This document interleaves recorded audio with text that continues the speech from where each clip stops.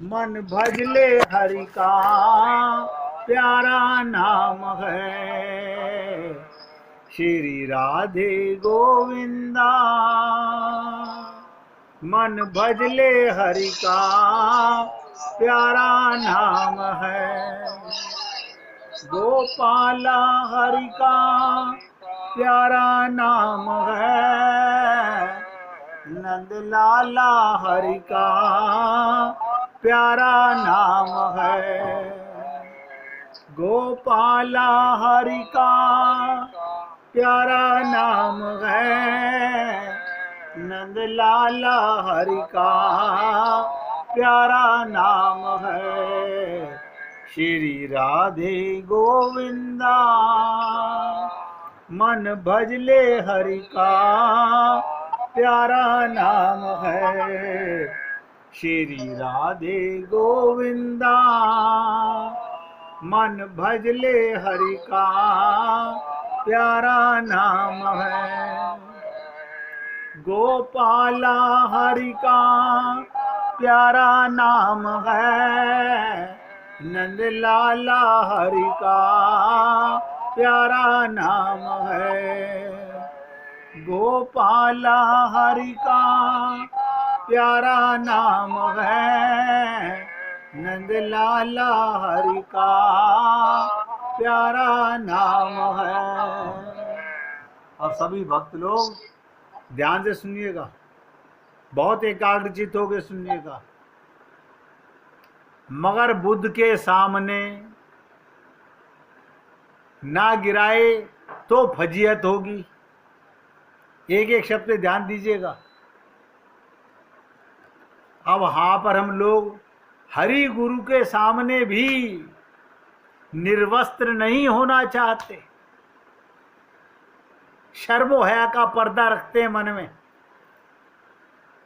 Doctor के आगे नंगे हो सकते हैं, हरि और गुरु के सामने निर्वस्त्र नहीं होते, मन में कुछ ना कुछ पाप भरे रखते हैं।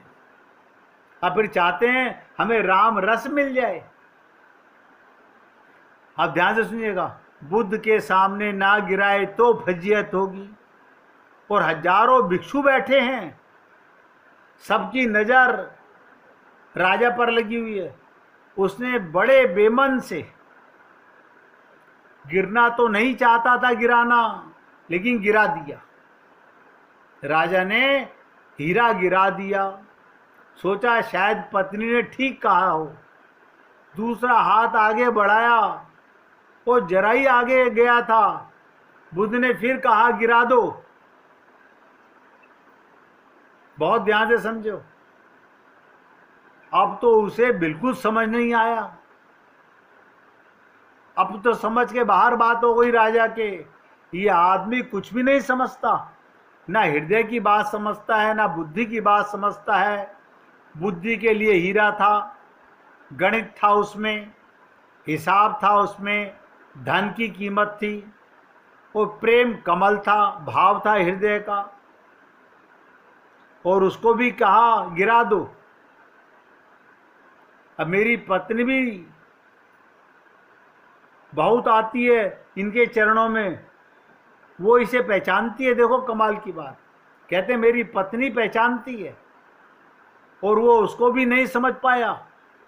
मगर अब जब कहता, ध्यान से सुनो, हीरा तो गिरा दिया, तो अब इस कमल में क्या रखा है? 2 कौड़ी का है।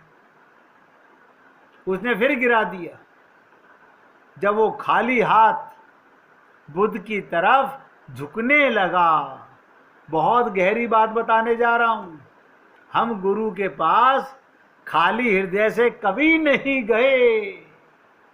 मेरा पियर, मेरी ससुराल, मेरा चमड़े का शरीर। जब मैंने कहा था ना निर्वस्त्र होके जाओ, तो आपको लगा होगा अब हम क्या नंगे होके जाएं? निर्वस्त्र होने का मतलब होता है मन में तेरे मेरे का, अपने पराये का भाव खत्म करके गुरु के पास जाना चाहिए।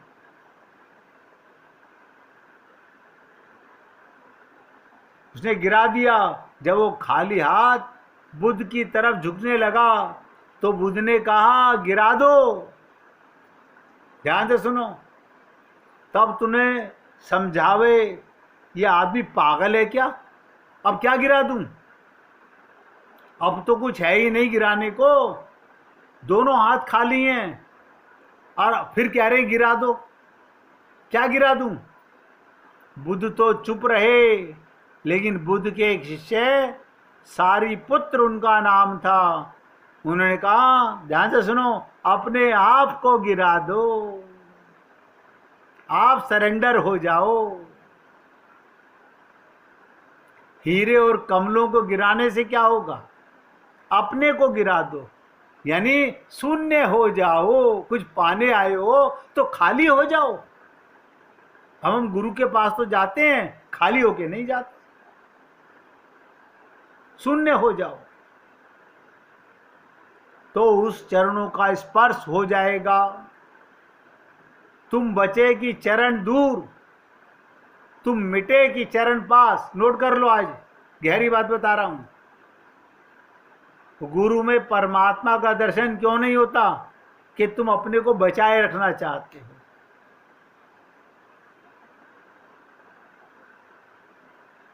तुम मिटे कि गुरु और प्रभु के पास हो गए। तब कहते हैं उस सम्राट को तत्क्षण बोध हुआ, आत्मा तो था ना, अहंकार था, हीरे जवाहरात का, अपने राजा के मुकुट का, अपनी बुद्धि की मैं राजा हूं। जैसे ही गिरा, जब वो उठा, देखिएगा खाली होके गिरा, जब उठा तो दूसरा आदमी हो चुका था। क्या मतलब, अब वो महल की तरफ नहीं गया, गुरु के चरणों में ही बैठ गया। उसने कहा जब गिरा ही दिया तो वापस जाने वाला बचा नहीं। और आप और हम लोग पहली बात तो कभी जाते नहीं गुरु और भगवान के पास खाली हाथ, खाली हृदय से जाते नहीं। सब नोट कीजिएगा, बेशक बुरा लगे, और जाते हैं तो वापस आने के लिए, पाने के लिए जाते हो या वापस आने के लिए जाते हो। वापस जाने वाला नहीं बचा, दूसरा आदमी हो चुका राजा। बहुत दूसरों ने समझाया, कहा इतनी कोई जल्दी नहीं। उसने कहा अब कोई बात ही नहीं, जब मैं ही न रहा तो कौन वापस जाए। जो आया था अब वो नहीं है, अब बुद्ध मुझ में समा गए हैं, अब हरि और गुरु मुझ में समा गए। आप सोचिएगा, क्या आप और हम लोग कभी इस तरह की बातें सोच पाते हैं, समझ पाते हैं, जान पाते हैं, हम समझ पाते हैं। मैंने जो कथा सुनाई है, अगर इससे आपके मन में कोई भाव जागा हो तो सोचिएगा कि आज तक मैं कभी मंदिर या अपने गुरु के पास खाली गया हूं, खाली हृदय लेके गया हूं। क्या मैं ऐसा शरण में हुआ हूं कि मैं उस दिन से मिट गया हूं।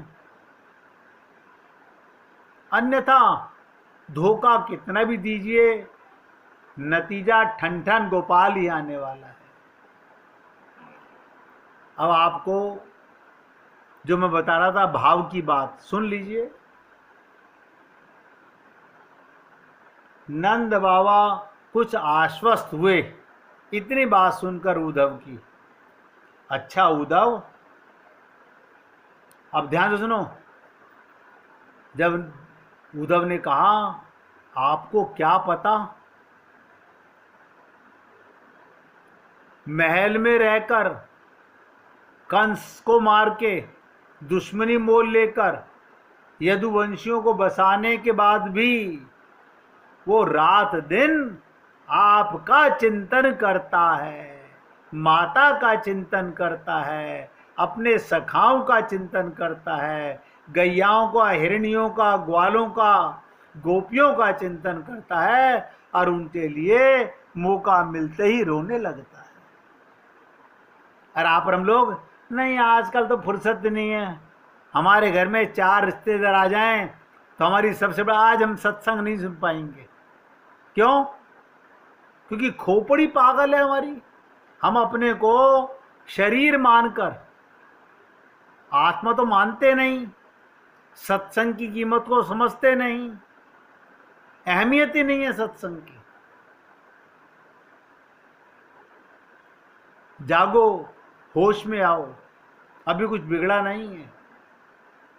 तो इतना पूछा, क्या उद्धव वाकई वो हमारी याद करता है?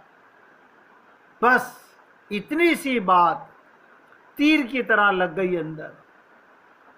यानी ऐसा हृदय कमल की तरह खिल उठा। जो मुरझाया हुआ चेहरा था नंद बाबा का, यशोदा मैया का, दोनों अंदर से प्रफुल्लित हो गई, आनंद में भर गई और कहने लगी, धन्य है हम धन्य हैं कि कृष्ण हमारी याद करता है। आप लोगों को विश्वास नहीं होगा कि आपको भगवान कितना याद करते हैं। बता देता हूं, कोई मुझे बता दे, आप लोगों में से सोने से पहले जागते हुए आपको आत्म अनुभूति रहती है? अगर रहती है, सारा दिन संसार का काम करते हुए, तो आप भगवान को याद करते हो, फिर भगवान से बड़ा आपका प्रेम है। वरना जितने घंटे आप गहरी नींद में सोते हो, उसमें भगवान आपको कितना प्रेम करते हैं। क्यों? उस समय आप संसार को भूल चुके होते हो, इस मिट्टी के घरौंदे को, जड़ शरीर को भूल चुके होते हो। आपको स्त्री पुरुष का भी ज्ञान नहीं होता, आप धनवान हो के फकीर हो ये भी ज्ञान नहीं होता। जब प्योर आत्मा होते हो, जब आप खाली हो जाते हो, उस समय भगवान आपसे कितना प्रेम करते हैं और सारा दिन टुकुर टुकुर देखते रहते हैं। जैसे आपकी आंख लग जाए, दिन में लग जाए, जब लग जाए, लेकिन लगती क्यों नहीं? अब ये भी राज समझ लीजिएगा। बहुत से लोग कहते हैं हमें नींद नहीं आती। क्यों नहीं आती? क्योंकि मन संसार में विचरण करता रहता है। मन खाली हो तो नींद आए, और नींद आए तो भगवान आए। तो नंद बाबा और यशोदा मैया कह रहे हैं, धन्य हो, हम धन्य हैं कि भगवान श्री कृष्ण हमारा लाला हमारी याद करता है। पर एक बात और बताओ, ध्यान से सुनिएगा, एक बात और बताओ, जो जिसको याद करता है उसके मन में उससे मिलने की इच्छा होती है, और मिलने की इच्छा होती है तो कभी आता भी तो है। केवल स्मरण करने का नाम भक्ति नहीं है।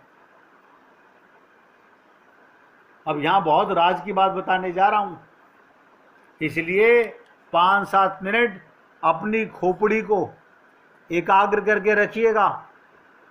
क्योंकि हम लोग सत्संग सुनते हैं मना करने के बाद भी आंखें खोलकर, और आंखें खोलने वाले जीव की आधी ऊर्जा भ्रष्ट हो जाती है, नष्ट हो जाती है, क्योंकि वो इधर उधर संसार को देखता रहता है।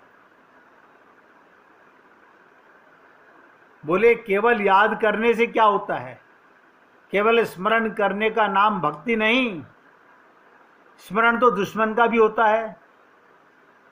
आप देखिएगा, आपका कोई दुश्मन है संसार में, आप उसको भी याद करते रहते हो। किसी से दुश्मनी है उसको भी याद करते रहते हो।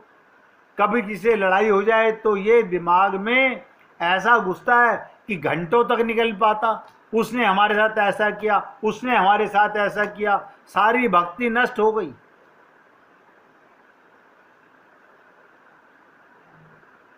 तो स्मृति तो दुश्मन की भी आती है, उससे भी प्रेम हो, उससे भी भक्ति हो।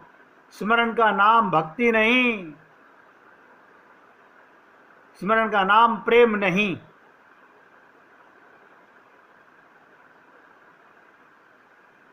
इसके लिए इसकी डिटेल, इसका एक्सप्लेनेशन कल करूंगा, आज नहीं करूंगा।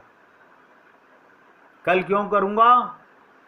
क्योंकि आप कल तरोताज़ा होकर के जब सत्संग सुनोगे, और देखिए फिर तृप्ता गोयल जी से निवेदन कर रहा हूँ और आप सबसे निवेदन कर रहा हूँ, कृपा करके अपने मोबाइल की आवाज़ बंद कर लिया कीजिए। मैं तो रोज़ बोलता हूँ सत्संग अकेले में सुना करो, लेकिन फिर भी कम से कम मजबूरी है, बच्चों के साथ रह के सुनना हो तो कम से कम मोबाइल तो बंद कर लिया करो। आज 10-12 मिनट जो खराब हुए उसका मुझे बहुत दुख है। ये बात के स्मरण करना, सुमिरन होना, ये भगवान का तो होता नहीं, दुश्मन का ज़्यादा होता है, पति का ज़्यादा होता है, परिवार का ज़्यादा होता है, रिश्तेदार का ज़्यादा होता है। क्यों? हम सारा दिन इनकी बातें करते हैं, तो स्मरण भगवान का कब होगा? हाँ, भगवान तुम्हारा स्मरण करता है, ये मैंने आपको बता दिया। 100% दिन भर इंतजार करता है, और जब जैसे ही तुम्हारी आंख लगी तुरंत गोदी में ले लेता है, और जैसे ही तुम्हारा मन, पापी मन जागा, तुरंत भगवान पीछे हो जाता है। ये राजे मोहब्बत कल समझाने का प्रयत्न करूंगा, आप ध्यान से सुनिएगा। रामकृष्ण परमहंस के जीवन में एक ऐसा उल्लेख है, एक शूद्र महिला ने, रानी रासमणी ने मंदिर बनवाया। चूंकि वो शूद्र थी, उसके मंदिर में कोई ब्राह्मण पूजा करने को राजी ना हो। देखो कमाल की बात। रानी रासमणी, जहाँ कलकत्ता आज अगर आप जाते हो तो जो मंदिर बना हुआ है वो एक शूद्र रानी का बनवाया हुआ है, रानी रासमणी का। मंदिर में ब्राह्मण पूजा करने राजी ना हुआ। रासमणी खुद भी कभी मंदिर में अंदर नहीं गई, क्योंकि कहीं मंदिर अपवित्र ना हो जाए। ये तो ब्राह्मण होने का लक्षण हुआ, तो अपने को शूद्र समझे वो ब्राह्मण।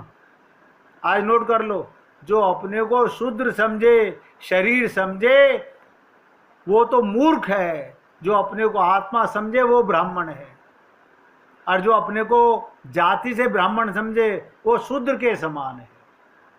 रासमणी कभी मंदिर के पास भी नहीं गई, भीतर भी नहीं गई, बाहर बाहर से घूम आती थी। दक्षिणेश्वर मंदिर नाम सुना होगा, विशाल मंदिर उसने बनवाया था, लेकिन कोई पुजारी ना मिले। अरे हम नहीं जाएंगे चमारिन के मंदिर में, कोई पंडित जाने को तैयार नहीं। इसलिए वो खुद पूजा ना कर सकती थी। मंदिर क्या बिना पूजा के रह सकता था? वो बहुत दुखी थी, बहुत पीड़ित थी, रोती थी, चिल्लाती थी कि कोई पुजारी भेज दो मैया। काली माँ का मंदिर बनवाया। फिर किसी ने खबर दी, गदाधर नाम का एक ब्राह्मण लड़का है, गदाधर नाम का, उसका दिमाग थोड़ा गड़बड़ है, शायद वो राजी हो जाए, क्योंकि वो दुनिया इतनी समझदार है।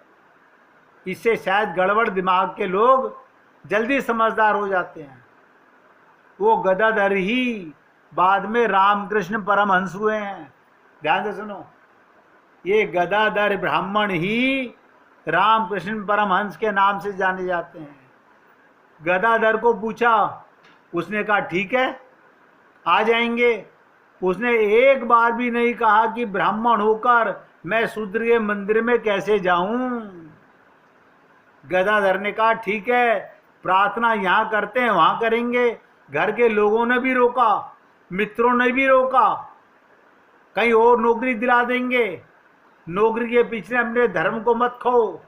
पर गदाधर ने कहा नौकरी का सवाल नहीं है, भगवान बिना पूजा के रह जाएं, ये बात मुझे जचती नहीं है। मगर तब खबर रास मणि को मिली, वो पूजा तो करेगा, लेकिन पूजा में वो दीक्षित नहीं है, इसने कभी पूजा की नहीं है, वो अपने घर की करता रहा। इसकी पूजा का कोई शास्त्रीय ढंग नहीं, कोई विधि विधान नहीं, कोई वेद मंत्र नहीं जानता, होगा पंडितों वाले कथा भागवत नहीं जानता। इसकी पूजा भी जरा अनूठी थी, कभी करता है कभी नहीं करता, कभी दिन भर करता रहता है, कभी महीनों भूल जाता है, और भी इसमें बहुत कुछ गड़बड़ थी।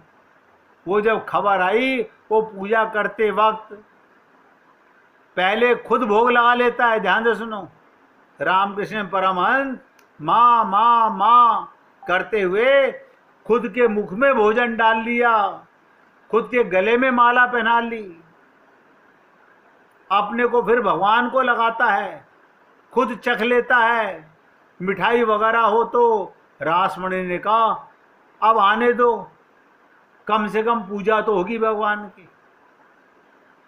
वो आए, लेकिन ये गड़बड़ें शुरू हो गई। ध्यान से सुनो, कभी पूजा होती, कभी मंदिर के द्वार बंद रहते, कभी दिन बीत जाते, घंटा ना बजता, दिया ना जलता, और कभी ऐसा होता सुबह 4 बजे से प्रार्थना चलती, रात के 12 बजे तक नाचते रहते रामकृष्ण परमहंस। आखिर रासमणि ने कहा ये कैसे होगा। ट्रस्टी हैं मंदिर के, उन्होंने बैठक बुलाई, उन्होंने कहा ये किस तरह की पूजा, किस शास्त्र में लिखी है। तो रामकृष्ण ने कहा शास्त्र से पूजा का क्या संबंध। नोट करो, आखिरी बात आज की, कल सुमिरन की बात बताऊंगा। क्या कहा रामकृष्ण परमहंस ने, शास्त्र से पूजा का क्या संबंध। जिन पंडितों को बुला के तुम पूजा कराते हो, उन्हें क्या पता पूजा क्या होती है। पूजा प्रेम की है। जब मन ही नहीं खोता, मन ही नहीं होता करने का, तो करना गलत होगा, और वो तो पहचान ही लेगा। भगवान को तो पता है ना, बिना मन के किया जा रहा है, तुम्हारे लिए थोड़ी ही पूजा कर रहा है, उसको मैं धोखा नहीं दे सकूंगा। जब मन ही करने का नहीं रहा, तब भाव भी नहीं उठता, तो झूठे आंसू बहाऊंगा तो परमात्मा पहचान लेगा। वो तो पूजा ना करने से भी बड़ा पाप है। भगवान को धोखा दे रहा हूं। जब उठता है भाव तो इकट्ठी कर लेता हूं, 2-3 सप्ताह की एक दिन निपटा देता हूं पूजा, खूब रो लेता हूं, खूब नाच लेता हूं, लेकिन बिना भाव के मैं पूजा नहीं करूंगा। अब आप सोचिएगा, क्या आप और हम लोग इस भाव को कभी समझ पाएंगे? क्या आपके और हमारे मन में ये भाव की बातें कभी आ पाएंगी? हम कभी भी समझ पाएंगे कि हाँ मैं पूजा से अवगत हूँ और मैं समझ गया हूँ? इसलिए हे पुण्य आत्माओं, फिर आपसे निवेदन करता हूँ, अभी कुछ नहीं बिगड़ा है, अभी जागने का मौका है। हो सके तो जागिए, बाकी की चर्चा कल करूँगा। अब प्यार से गाइएगा, राधे राधे गोविंदा, राधे राधे गोविंदा, भजो राधे राधे गोविंदा, राधे राधे गोविंदा, राधे गोविंदा, राधे गोविंदा, भजो राधे राधे गोविंदा, राधे राधे गोविंदा, भजो राधे राधे गोविंदा, राधे राधे गोविंदा, गोविंदा गोविंदा गोविंदा, राधे राधे गोविंदा, भजो राधे राधे गोविंदा, राधे राधे गोविंदा। बोलिए वृंदावन बिहारी लाल की जय, जय जय श्री राधे, जय जय श्री राधे। बोलिए लाल जी का मंगल हो, सभी भक्तों का मंगल हो। सबको राधे राधे भैया। कल 2 बातें मुझे याद दिला देना, आप सबसे निवेदन कर रहा हूँ। एक तो स्मरण करने की भक्ति का तात्पर्य क्या मतलब है, और दूसरा ये रामकृष्ण परमहंस